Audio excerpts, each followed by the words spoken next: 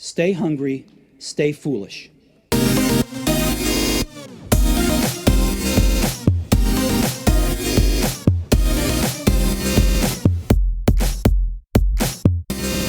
It's been called the Bible for startups and the best investment a startup can ever make. A startup without customers is like a day without oxygen, and the Startup Owner's Manual helps founders get it right and shows you how to get, keep, and grow customers literally every step of the way. This Owner's Manual walks entrepreneurs step by step through the proven, world-renowned customer development process for getting startups right the very first time. The Owner's Manual is adding value, structure, and success to thousands of great young companies. The customer development process was developed by a Silicon Valley serial entrepreneur turned educator and based on his 8 Valley startups, 4 of which IPO'ed. He joined with serial entrepreneur Bob Dorf to build the Startup Owner's Manual as a sequel to his first book, The 4 Steps to the Epiphany, which sparked the Lean Startup movement. The Startup Owner's Manual lays out the best practices, lessons, and tips that have swept the startup world, offering a wealth of proven advice and information for entrepreneurs of all stripes.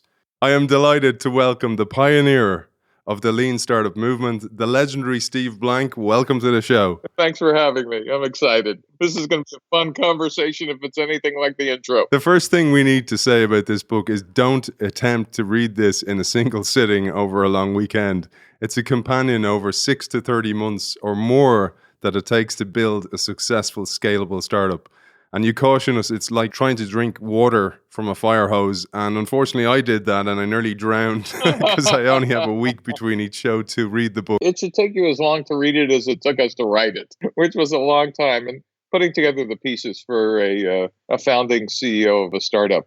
And it was just some of the best practices that founders kind of need to think about when they build a business. Starting with what's a startup? Let's jump straight into that then. What is a startup? As you tell us, the book uses the term startup literally hundreds of times, but you share different definitions of what exactly a startup is and what it's not. You know, one of the things that struck me early on in my career as an educator after being an entrepreneur is that you could ask people what's a startup and you kind of got about 1,000 different answers. And none of them really got to the core of what founders were supposed to be doing and thinking about. And so I'll give you at least the core answer, and then I'll give you some others. You know, a startup, and I'm going to say the phrase and then we'll break it down, is a temporary organization designed to search for a repeatable and scalable business model. Now, that's an interesting definition. Number one is temporary. A startup is a temporary organization. Because a lot of founders kind of forget the goal is not to have free food and your dog's in the office and a cool place to work. The goal of a startup is not to become a startup. It's hard to kind of imagine, but a goal of a startup is actually to become a large corporation or to have a large liquidity event somewhere among there. But the startup is just a temporary phase because it's designed to search. And that's also a big idea because, again, at least when I was an entrepreneur, you thought the job of a startup was, well, to build products and to ship them. Yes, but that's actually an artifact, an outcome of searching and finding the answers to something. And so what's it searching for? It's searching for something that's repeatable. It's looking for something called a repeatable and scalable business model. And the business model is kind of the core of the lean startup. A business model is all the components that create value for you and your customers. Again, let me break that down. A fancy word for who are your customers, what's your distribution channel, what's product market fit for those customers. That is, what features or services do they really care about to buy? What's the revenue strategy? How do you keep and grow them? What are costs, activities, resources, etc.? You need to know all that stuff. So the function of a startup is to answer all those questions and then find a repeatable and scalable business model that actually generates money, revenue, users, etc.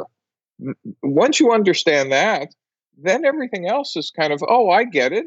You know, I'm just not shipping and building something. I'm actually treating this kind of as a strategy rather than a disconnected execution tactics. That idea, Steve, really you brought to life in the introduction. I loved the mention of the Joseph Campbell hero with 1,000 faces, because it's funny. It was something that I noticed when I first started this show. It was a pivot, actually. The original show was interviewing entrepreneurs and startups. And what I found was exactly what you said here. The hero's journey applies not just to startups, but to any meaningful adventure. Because what I found was it was actually always the same story. And I'd love if you introduced it that way.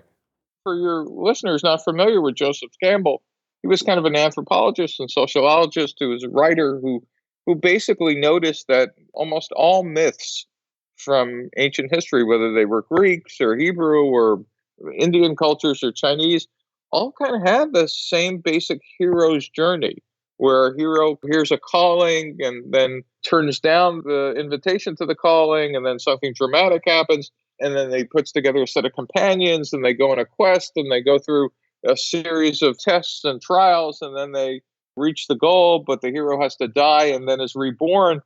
And it's the story of Moses, and it's also the story of Luke Skywalker and everything in between. And I found it's the story of an entrepreneur. It's what you end up doing.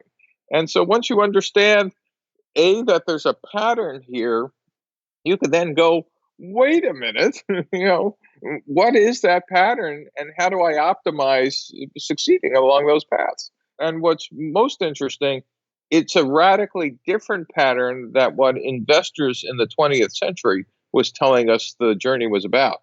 They were absolutely wrong. This is still in the ether where people think, oh, you need to spread your bets wildly enough and widely enough in order to have a success. But you flipped that model and you said, no, actually, this is a repeatable model. The key here is that winners recognize their startup is a series of untested hypotheses, while losers blindly execute a rigid product management and introduction methodology. What I found unbelievably similar was not only the startup methodology, but corporate entrepreneurship or innovation within a big organization is the same thing. And there are these two different modes of being that absolutely clash with each other. Well, in large corporations, I got to tell you a very funny story, is when I started working with large companies and government agencies, there's almost always some kind of award for internal entrepreneurs who accomplish something spectacular. Hey, this person worked against all odds in the system and look what they got done, etc. I call these the kind of entrepreneur heroes. People do this without realizing that they're celebrating that their system is dramatically broken. It's a big idea. Instead of saying, well, wait a minute, these people are fighting the system and we're rewarding them for beating the system, perhaps we ought to consider that there's something wrong with the system. But no one has done that. We go, well, that's great. Now let's go on with our current business. And that's because one of the epiphanies I had is early on in building lean is that a startup isn't a smaller version of a large company, because large companies execute known business models, but startups search for them. As I started working with corporations and governments, I realized, well, that might be true, but companies aren't larger versions than startups. They can't do the things that startups do. Let's come back to that, actually, because I thought a great way, Steve, to tee up the challenge is the cautionary tale of Webvan, because this really brings it to life. When you treat a startup like you do with a predictable business model, Webvan is what happens. Webvan, for your listeners who are not familiar with something their grandfather probably remembered, is that in the last half of the 20th century, in the internet bubble, some folks decided to do what today is kind of now understood, which is to have home delivery of groceries, reinvent the grocery stores. But these guys raised close to $800 million, started building massive distribution centers throughout the United States to kind of make this happen, even though the evidence, as they were getting early customers, was, customers weren't quite buying the way they thought they would, but it didn't matter. They just had a plan, they executed the plan, and, unfortunately, they weren't wrapping all the groceries in the business plan because people weren't reading the plan and they weren't acting like the behavior in the plan. And so the company burned through its $800 million of cash because they ignored the data about customers. They just kind of said, well, we got a plan. Here's what it says. And come heck or high water, that's what we're going to go do. And they kind of fell into the trap of some of the 9 deadly sins of a startup. Let's tee that up and talk about the 9 deadly sins. But before we go there, you mentioned the product introduction model, concept stage, product development stage, alpha beta testing, and product launch date. I'd love if you shared these. In the 20th century, there was a way to manage products that was well developed. It was called the waterfall development model. And it said you built products in a serial method. You wrote down a specification from maybe marketing, called the market requirements document. You handed it to engineering. Engineering started building the product. They wrote a functional spec, started building the product, and went through something called alpha test, beta test, and first customer ship. And that was called waterfall because it went from stage to stage to stage. And while you kind of gave lip service to getting feedback from customers in alpha and beta, it was actually engineering who wanted the feedback to see if the product is well designed, had any bugs, and needed any, things that needed to be fixed. But the features had already been determined way back on day one, and you were shipping whatever was in somebody's mind, a year ago or 2 years earlier. Now, this works great. It's not a stupid idea when, in fact, the problem and solution are well known before you start. And that there can be cases in a large existing company when you're building the 28th version of the same product and adding new features that customers have asked for, and you have lots of evidence.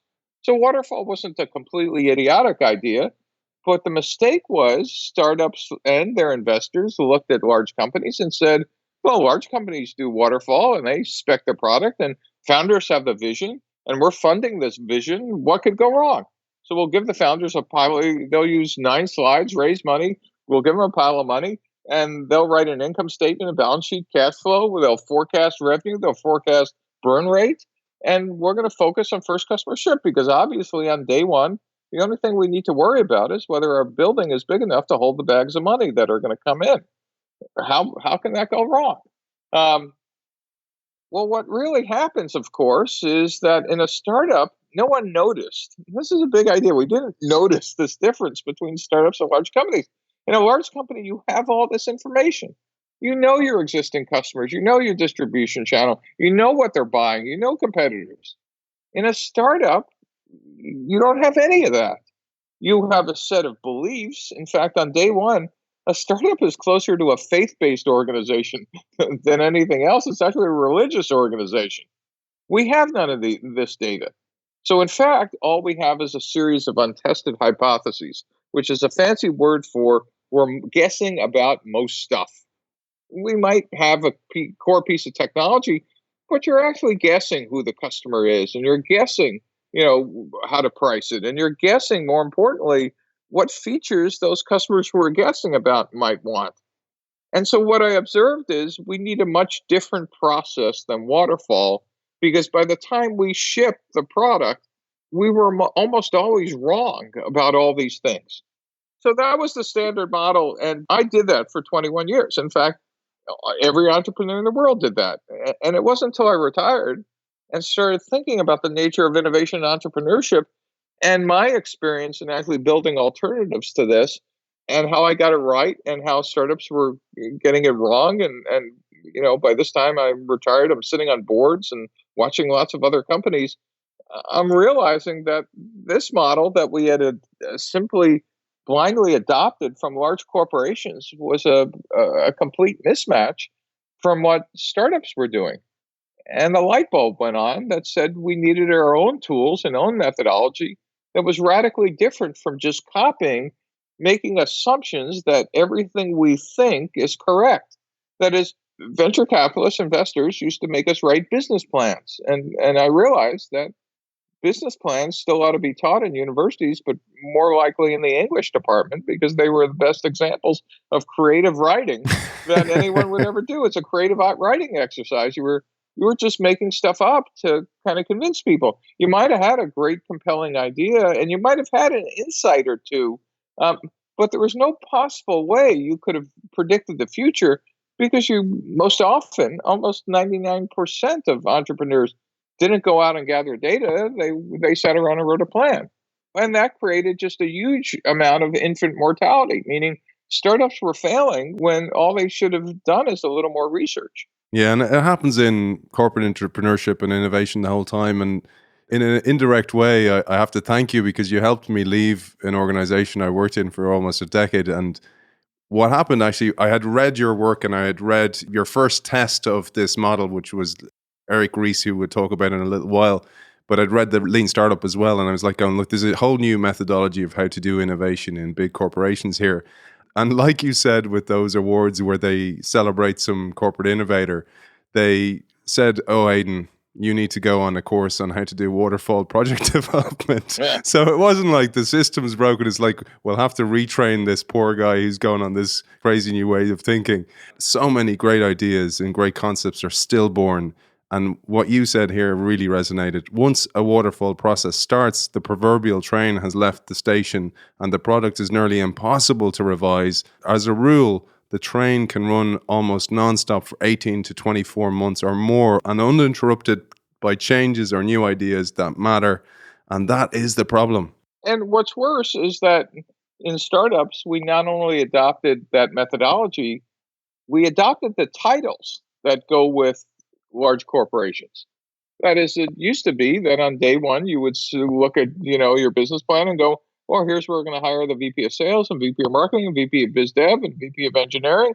And almost also by doing that, you've locked yourself into a traditional model that says, well, obviously, we're just, after the product is built, all we need to do is sell it. And therefore, everything will come out great.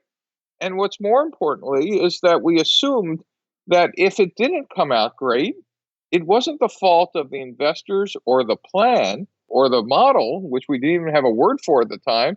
Obviously, it was those fault of the individuals. So the way we fixed it is we started firing people. And the first person we would fire is the VP of sales. And obviously, we're not making the numbers. There's nothing wrong with the product. That's what we asked for. That's what we got. And the new VP of sales is a big idea would come in and go, well, that was a stupid strategy. I'm not going to do the same one. And they would actually have permission to change something because they're the new person. And if that didn't work, we'd fire the VP of marketing and they would come in and only then would they have permission to change the positioning. And if that didn't work, we'd fire the founder, the VP of engineering. The point is, the only time we were allowed to do something we now call the pivot is when we fired people. A big idea of lean is now our first instinct is just baked into the process is, no, we're going to fire part of the plan first. Even though we don't call it that, a pivot is actually firing part of the plan. It says, you thought these were the customers? Well, before we fire a VP of sales, let's go figure out if this was the right customer, not the right VP of sales. Oh, that didn't work? Well, we sure these are the features these customers want? Oh, it's not? Let's fire part of the product. Holy cow. Just think about what a shift in mindset that is. Instead of saying that God wrote the plan, we're saying people wrote the plan and that it's not a faith-based organization. We need to get facts as rapidly as possible to replace faith. And that's the whole idea of customer development and customer discovery. The whole beginning of Lean says, there are no facts inside your building, so get the heck outside. It was just such a huge mindset shift of thinking about, well, wait a minute, why would we want to do that? We're the smartest people in the building. And the answer I tell everybody is, of course, you're the smartest people in the building. You might even be the smartest people on the block. But unless you're going to be buying all your products, that doesn't matter because you're not smarter than the collective intelligence of your potential customers. And as smart as you are, even if you were in the same business last week, you don't know everything about how they're going to buy, what else are they looking at, what's the right price, what are the right features. So why don't you get out and first validate that the problem you think you're solving is a problem that other people would say, yes, we have that problem or need, or yes, we pay for that. And then number two is validate whether the thing you're building or proposing to build would actually solve that problem, such that when people hear about it or see it, their pupils dilate and they grab you by the collar and say, you're not leaving until I get to either buy this, use it, or play with it. I love this, Stephen. There's a great quote where you bring this to life and you say, this mode, which is search mode, embraces failure as part of the startup process and innovation process. And unlike existing companies that fire executives when they fail to match a plan, we keep the founders and we change the model, not change the founders. And that's how you validate a hypothesis. And that's a radically different departure from I'll build it and they'll come. And in fact, in Silicon Valley, it wasn't until Andreas and Horowitz, a venture firm, embraced this idea of keep the founders and fire the plan, essentially adopting lean, that we started generating unicorns. That is, companies with valuations north of $1 billion. So not only did lean change how entrepreneurs think about companies, it implicitly changed how VCs treated entrepreneurs. So thank you, all the unicorns. Please send your money to Steve Blank at steveblank.com. I'm taking contributions. But seriously, it changed the notion of what the role of founders were, and in fact, how investors would tolerate risk. It used to be if you deviated from the plan, you were going to be the ex-CEO. Nowadays, at least most VCs, at minimum, give lip service to lean. Some of them actually understand it. And most of them see what happens is that there's almost no plan that survives first contact with customers. Almost every startup ends up doing something different than they assumed they were doing on day one. Huge concept. When I used to talk to VCs in the 20th century, they all acknowledged that and then moved on. They'd say, oh, yeah, no one ends up with it. Well, what do we do about that? Well, yes, Steve, go execute the plan. Well, wait a minute. and to be fair, and this was a real eye-opener for me, it turns out that neither venture capitalists nor people in business schools you would have thought were the ones to recognize this were focused on solving the problem. VCs, to their credit, realized it wasn't optimal, but they were making too much money as is, using waterfall and having this massive failure rate up front to want to change anything. And ironically, business school professors, where this should have started, the reaction I got was at the time frustrating and now kind of funny, is they said, Steve, we consult for the world's largest companies. How hard could 6 people in a garage be? Wow. I swear, that was the answer I got. Again, it was the nature of business school professors' consulting practices in the 20th century is why would they consult for startups? They consulted for places where they could make massive amounts of cash. But that meant they had no hands-on experience of how different startups actually were from large corporations. And therefore, the innovation for lean didn't come from academia or research. It came from practitioners like me and Eric who kind of said, no, this isn't how the world works. You're analyzing the wrong data set. You don't have enough data to understand how startups and large companies are different. Now, of course, the same people kind of laughed at it, now teach lean, though I have to tell you, certainly in the top 10 business schools, they still can't bring themselves to call it that, so they rename it something else. Seriously, even in places I teach, they teach my class, but I get no credit. But I'm more than happy that the bar had been raised. I find it amusing that we truly have changed the nature of innovation and entrepreneurship, both in practice and in education. You have to remember, a decade ago, the capstone or top class you could take in a university was how to write a business plan. And that was it. No one recognized that. Why are we teaching something that no one reads and no one wants, though they still make you write? And one of the reasons I wanted to share your work, Steve, was this is the same as entrepreneurship or corporate innovation. It's a startup within a big business, but it's much, much more difficult because at least a startup has somewhat autonomy. Yes, the VC may be putting pressure to execute to a plan, but the VC in a corporation is the traditional business, and that puts massive pressure on the entrepreneur or the corporate innovator who wants to change the business and is made to execute to a plan or made to execute to the metrics of the business as usual.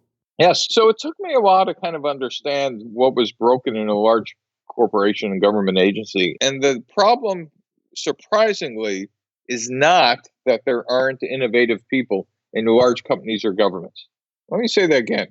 There's probably, or in a different way, there's probably more innovative people in companies and government agencies than there are in startups. It's a big idea. It's not that they don't have that same talent embedded in their companies.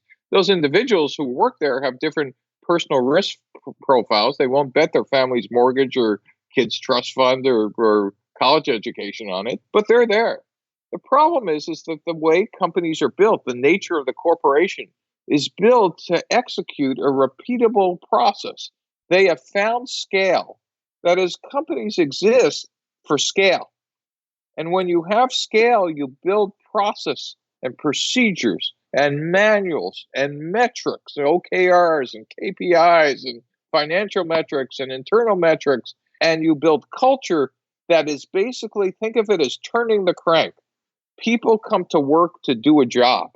And that's not bad. That's, in fact, it's not bad on multiple levels. It's, as I said, it's how companies historically have scaled, and it's how 99% of most people are comfortable going in, doing a job, going home, and living the rest of their lives.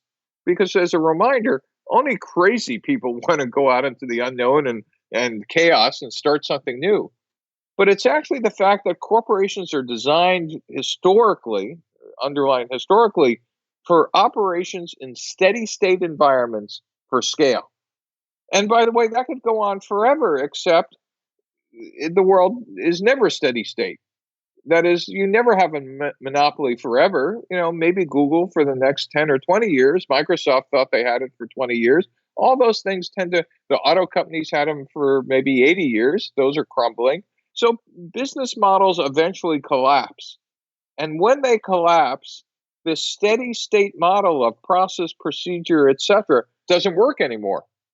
And so how do you deal with disruption in a company or government agency?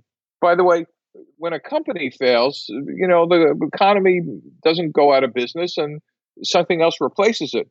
But government being disrupted or a government agency, that's a different story. That's a national problem. 20 or 30 years ago, two professors, Tushman and O'Reilly, actually gave this a label, what companies need to do. They called it an ambidextrous organization. That is, companies need to figure out how to execute and innovate in parallel. And Clayton Christensen struggled with this as well. Companies need to do both things, and they're very different things. And because the motivations are different, because the processes are different, because the mindsets are different, it's very hard for a company with execution DNA who could have been the world's best executor to survive in a disruptive world. That's why almost, not every, but almost every large company that faces a transition in customers or technology or markets almost always fails to make that transition. Not all of them, but most of them. All those computer companies in the 1980s that had to deal with personal computers, only one major company managed to make the transition. It was IBM. The same with like web and mobile. Everybody failed, including Microsoft, and a new set of companies like Google and others emerged that figured out search and mobile. The incumbent software companies just kind of blew it. And I'll start with, it's because there is no formal innovation doctrine. An innovation doctrine is, what's the rules and processes I need to deal with in innovation? How do I set up an ambidextrous organization? What's the role of leadership? How do I, in fact, communicate the mission? What are the processes and procedures that need to be set up in parallel? What's an end-to-end innovation process? How does that work? Is there an innovation pipeline in the company? All those things need to be done as a strategy from the top down, not via, again, heroic innovation. Remember, we were talking about we celebrate the heroes? Well, that's because none of this was being discussed on at the board level, on the C level. There was no process for innovation. And again, 30 years ago, McKinsey actually gave a kind of a nice overlay for if you're thinking about how to do innovation in an ambidextrous way. That is, again, think of that word meaning chew gum and walk at the same time. They said there are three horizons of innovation. Horizon one is, how do we add more features to existing products? Or how do we get more existing customers or better supply chain, et cetera? Horizon two is, how do we get adjacent markets? Or how do we sell our existing products to new segments? Or how do we use our technology to find new opportunities? And Horizon 3 is what Amazon is great at, and Apple under Steve Jobs was great at. How do we spin out and create entirely new businesses, completely new businesses, and disrupt ourselves? That's what startups do. And it used to be that took decades or years. Now, in fact, you could just do those almost overnight using existing components. But again, those three horizons give leadership a way to think about maybe this is a framework I should be thinking about. And by the way, companies have advantages here, where startups just need to generate all this stuff internally. Companies could partner, they could acqui-hire, they could buy IP, they could buy products, they could do lots more things than startups can. And some of them do it successfully, but for most of them, this is hard because it's a major mind shift for the C-level and boards. And I just want to remind everybody who's in a large corporation, think about who your CEO and board is. The odds are they came up through the ranks as world-class executors. That is, the founders of your large corporations are typically long gone, except for tech companies where they're still running them. But in almost every other industry, the founders are gone and the executors are running the show. And most often, your board is staffed with world-class lawyers or bankers or finance people, but almost no crazy people. And I have a heuristic that is, if your board in a large company or government agency doesn't have 1/6 to 1/3 crazy people, you are not going to be able to deal with disruption. Big idea. It's one of the reasons I think your work is now evolved to become so important for corporate organizations, because I know originally it was for startups and understanding on how to build companies, but now it's how to reinvent companies in a way, because we live in this world of this acronym VUCA, which is volatility, uncertainty, complexity, and ambiguity. And the topple rate of businesses is increasing and getting faster and faster. Therefore, the models and the ideas and the mindset which you talk about becomes increasingly important within organizations that already have established markets, established business models, etc. So this mindset needs to leak into organizations that are well established, have coffers full of revenue, and now's the time they need to innovate. Yes, you said it perfectly. And it's a world of chaos and uncertainty versus a world of pristine execution. I mean, just think if you were a packaged goods company, selling to consumers. In the old days, you owned a brand and there was brand loyalty and you had retail channels and whatever. That's all gone. Millennials and Generation Z and others just don't care about brands. Brands could be created overnight. Retail channels, it's now either the web or Amazon. And not that retail doesn't have a function, but that's no longer the only place to entry. And more importantly for large companies, and this is the real eye-opener, in the 20th century, you competed with your peers. That is, other large companies. Who ever thought of a startup as a competitor to Procter & Gamble or to a retail channel in the United States like Macy's or something else? Now you're dealing with startups that have more capital than you do. Unbelievable. So, Steve, one of the things I thought we might talk about was the 9 deadly sins of the new product introduction model, because this really brings to life the challenges, and also the challenge without just being a startup, but also in a corporate organization. And then perhaps we'll start looking at some of the solutions. Yeah. So number one is just thinking about the things that startups typically got wrong in the 20th century and kind of a little frustrating. They're still getting wrong in the 21st. Is number one is the biggest sin is assuming you know what your customer wants. And that's kind of driven from the founders' unwaveringly belief that they understand who they are, what they need. And that's important because the founder has passion and vision, and that's what it takes to kind of start something from scratch on a napkin. But on day one, a startup has no customers. And unless they're really, really, really a true domain expert, they're only guessing about the customer problem. And as I said, that makes this a faith-based organization. To succeed, founders need to turn these guesses into facts as soon as possible by getting out of the building and asking customers if their hypotheses are correct and changing them if they're wrong. And so the second one is, we talked about this, and it's a derivative of the first one, is the founders have complete belief is not only do I understand the customers, I know what features to build. So if I know the customers, I assume all those features those customers need. That is, I'm assuming what we now call product market fit. That's what you should be searching for, not assuming you have it. And the mistake is we design and build a fully featured product using waterfall without ever leaving the building. And you can almost guarantee that those features and those customers are going to be wrong. The third sin is focusing on the product launch date. I've told my investors and my team we're launching on day X.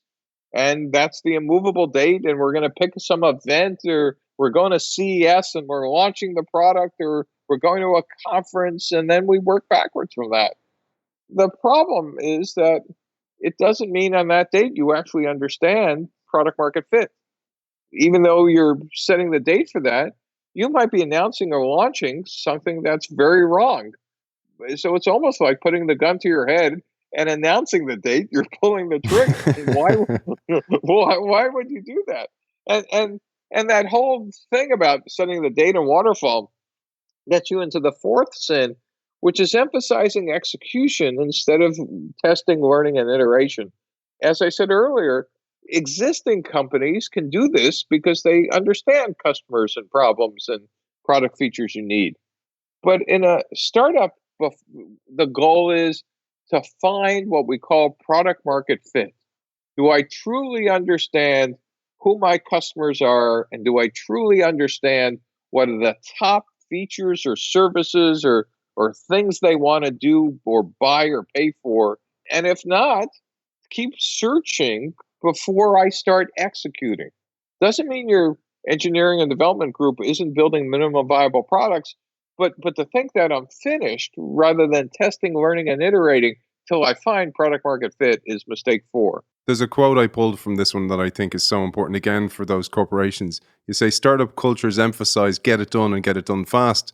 So when somebody's hired as a head of engineering or head of sales or head of marketing into those businesses, they assume that that's what they're hired for and their experience is relevant to this new venture and that all they need to do is put that knowledge to work managing the execution. And that's the problem.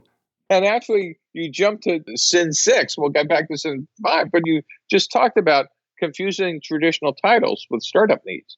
I mean, that was another big light bulb for me. You hire a VP of sales, what do they think they're supposed to do? Not do any search. You gave them the title that says sales. Well, sales isn't ask any questions. Sales is, hey, here's my pitch. What do you think? Here's the price. You want to buy it? Yeah. I mean, in a more sophisticated way. Marketing. Oh, my job. Oh, we're going to have a product launch. Or, oh, I need to customer acquisition. And here's our customer acquisition. Well, here's the activities I'm going to do. Well, do you understand who the customers are? So instead of locking people into titles with a well-understood group of customers with standard presentations, startups have very few facts on day one. And so you first want to do customer discovery and customer validation. And the sales and marketing titles kind of confuse people who are used to execution. So that's kind of sin 6, is confusing traditional job titles with startup needs. Sin 5, I'll just back up a bit, was writing a plan that doesn't allow for trial and error. Traditional business plans, one great advantage for investors and for boards in large companies or management, they provide a pretty unambiguous path with defined milestones. You can track financial progress with income statement, balance sheet, and cash flow, but none of these metrics are useful for a startup because your goal is none of that on day one. Your goal is to find, if you remember, is to find a repeatable and scalable business model.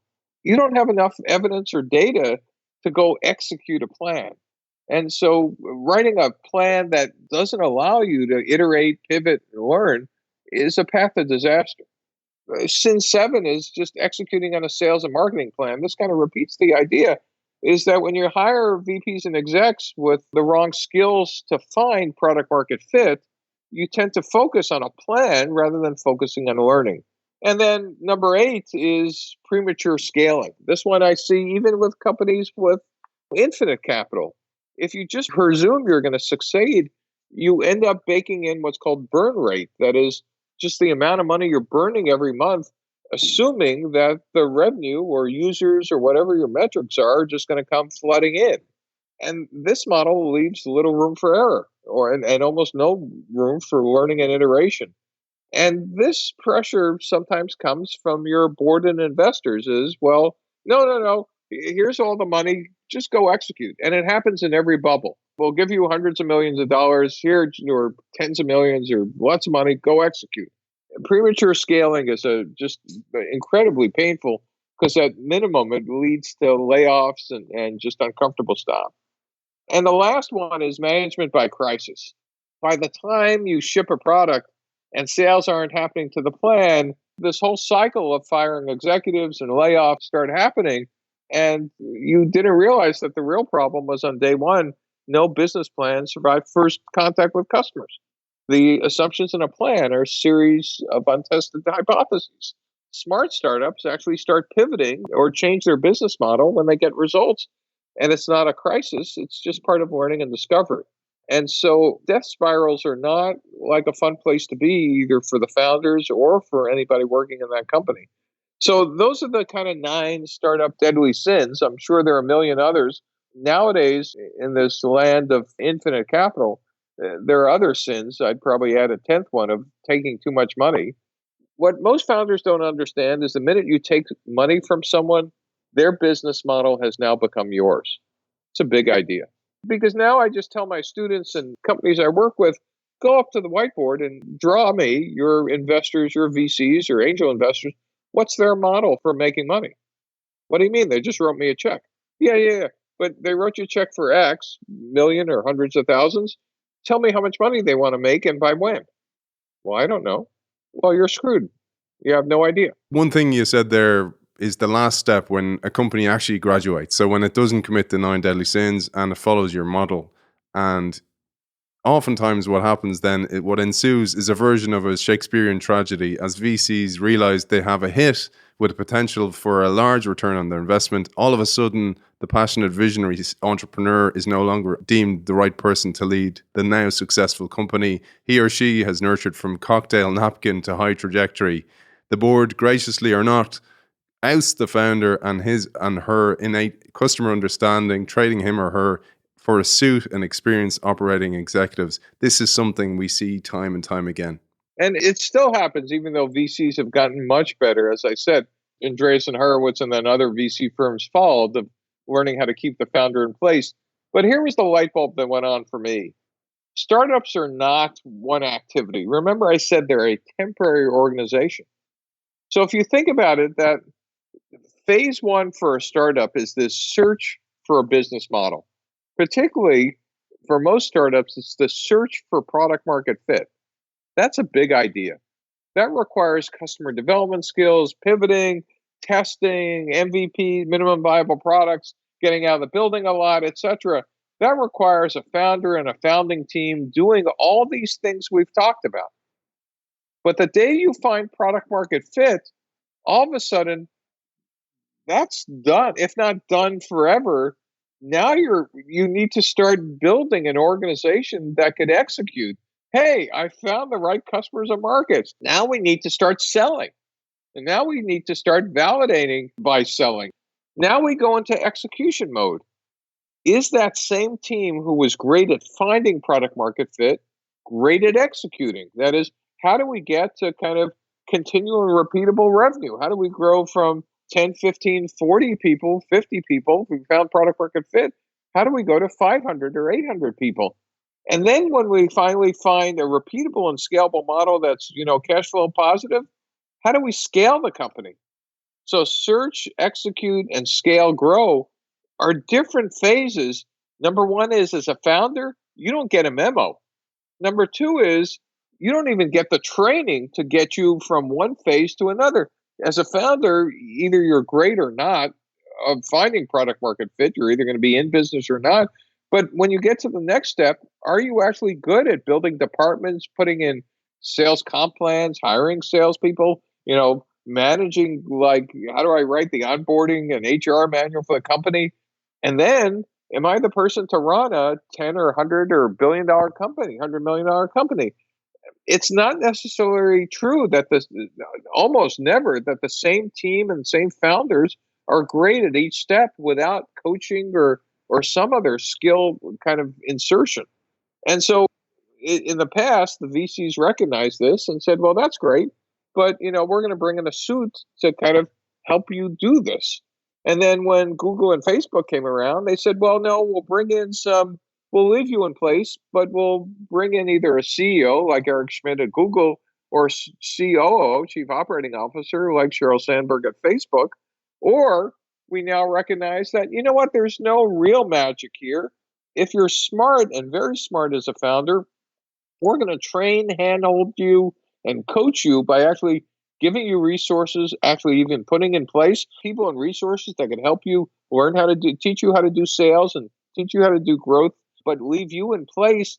Because what's changed in the 21st century is something really interesting. In the 20th century, you could have one product idea and take it all the way through product market fit to scale to growth to a liquidity event that is making money was via something called an IPO. You went public, and no investment bank wanted to see a 23-year-old in a hoodie. In fact, even Steve Jobs needed to hire a CEO and to go public. Jobs wasn't the CEO when they went on the roadshow because no one would believe him. And so they would bring in a suit. And what was interesting is, even if the founder wasn't there, that same product idea could last 3, 4, 5 years. Fast forward to the 21st century, product ideas at best last a year. And then someone else, in the nature of competition, nature of technology, nature of something, changes so rapidly. If the founding team isn't still there continually creating new products and ideas and business models, you're going to be out of business before the investors could capture any return on their investment. And so now there's more evidence to say we still need that innovative team, not only in the company, but in charge. So let's kind of bulk them up with these other skill sets we used to replace them for. It often explains those people who are in organizations who listen to this show. They're frustrated because they're just painting by numbers. They're in execution mode when that's not what they should be doing. They should be the people out exploring in search mode, trying things, learning by mistakes, learning by error, and bringing in new ideas, etc. Because they're two different. You mentioned the ambidextrous organization. There's the ambidextrous individual as well. So there's different types of people for different modes of the business. Yes. When you don't understand that the business has shifted into the next mode, you're probably either going to tank your company or you're going to be replaced. And so you always need to be asking is, what mode am I in? And am I still doing the old stuff, or do I need to be learning new things and doing new things? So I thought we would share the customer development model, and in the context of Lean and the world's first Lean startup, which is IMVU, which were co-founders Will and Eric Ries, who I mentioned earlier on, the author of the Lean Startup book. But you were one of the earlier investors in IMVU. I love this. And you said, sure, I'll invest, but as long as you test out my new customer development model. And that's how these guys succeeded hugely. Yes, I'm going to tell that story, but I'm going to tell it in the context of what Lean is. We've been talking about this the whole show, and I want to go back and talk about the 3 parts of Lean, and then talk about how Eric, Will Harvey, and Alexander Osterwalder became the founders of the Lean method. And so the Lean startup has 3 parts. One is the part I kind of been talking about on this show is, customer development, which simply says, again, there are no facts inside the building. Let's get outside. But what do we do once we're outside the building? What is it we're looking for? What things do we want to test? How do we kind of, ask these questions?